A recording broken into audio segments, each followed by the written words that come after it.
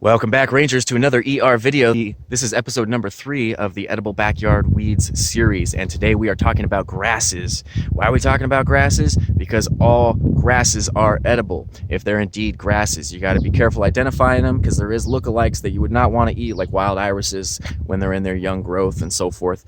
So you really want to be aware that you're harvesting the right thing. If you guys see right behind me, this is all invasive grasses growing. Most of it's invasive oat grass, invasive barleys, like the foxtails that you get stuck in your socks. That's barley grass. Invasive rye grasses and so forth. The one I'm holding is a Veena Facciolo. This is a wild fat oat. The two most invasive grasses in California are the wild fat oat and the wild slender oat, which is a Veena barbata. If you guys ever heard that famous saying, the golden hills of California, well, that's this grass right here once it's died. And because if you look at I'm in the Bay Area, so if you look at our Diablo mountain range, it's covered with nothing but these grasses, which in the summer they die, they go to seed and die, and they turn brown. It's pretty boring looking.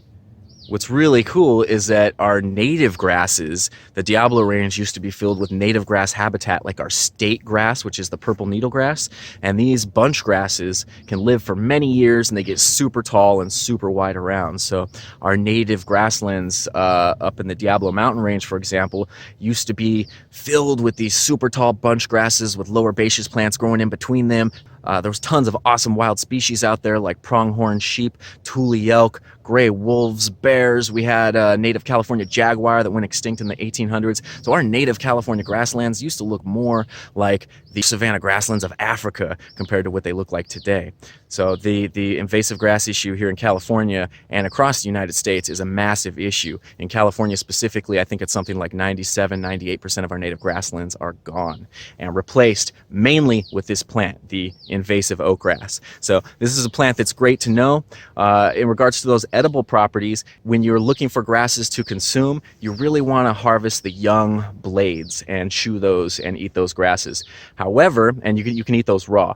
However, once the grass becomes mature, it is too fibrous to digest. So what I recommend doing then is taking handfuls of the grasses, chew them, and swallow the juices similar to a wheatgrass shot, getting all your vitamins and minerals, and then you'll spit out the pulp, spit out the excess fibers that you can no longer digest. You can actually consume grass seeds, and on this Veena Facciolo, this wild oat grass, the seeds are oats. And so you can take things like the oat seeds, the barley seeds, the rye seeds, you can grind them up and make yourself an all-purpose survival cooking flour and make things like muffins, breads, flatbreads, whatever you could imagine.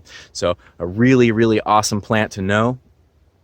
If there is something like black spotches on the blades of grass or seeds themselves, do not consume them. Again, this is the Veena Facciolo, this is the wild fat oat, and all these little dangly things right here hanging off of this grass are individual oats that can be harvested and consumed. Now, I will say one thing: if you are using herbicides, pesticides, rodenticides, anything like that, or if your neighbors are using that, you most definitely do not want to be consuming the grasses that are growing in your backyard or front yard. In addition, I'd always recommend harvesting stuff from your backyard as opposed to your front yard, just because your backyard weeds are exposed to less street pollutants compared to the front yard weeds in most areas. Thank you guys so much for joining me on this newest edible backyard weed series. This is part 3 on grasses. All right, you guys stay safe out there and stay aware and protect.